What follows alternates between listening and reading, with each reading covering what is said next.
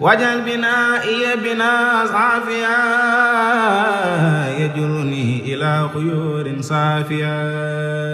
ci ndigalul xalif général des mourides Cheikh Mouhamadoul Mountakha Mbacké ci kilifteefu Serigne Ahmadou Badawi Mbacké président bu complexe Cheikh Ahmadoul Khadim ñoo yëgal askan wi ndorteel mbindu mi ci majalis bu complexe bi ci année scolaire bi nga xam ne moom lañ dënmal muy 2025-2026 mbindu moomu daañu ko amal ci seen site internet bi muy admission-du-6 majalis.ccak.edu.sn ci diggante àjjuma juróomi fan ci septembre 2025 ba samedi ñaar fukki fan ci septembre 2025 candidat bi bindu dafa war a mokkal alxuraanul karim ay atam warta weesu fukk ak ñeent ci le 31 décembre 2025 booy bindu ci plateforme bi daañu la laaj nga dugal extrait de naissance candidat bi soo ubbee plateforme bi bësal ci bouton commencer ma candidature nga bind mboolem xibaar yu ñu lay laaj mu jëm ci sa tur sa sant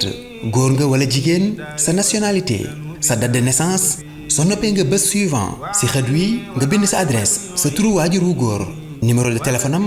sa turu waajur wu jigéen ak santam ak numéro de téléphone am bind turu ki nga xam ne ci kilifteefam nga nekk numéro de téléphone am ak adresse email am bësaatal suivant nga tontu ci laaj yi ndax mokkal nga alxuraanul karim ak jàng nga téere xam-xam yi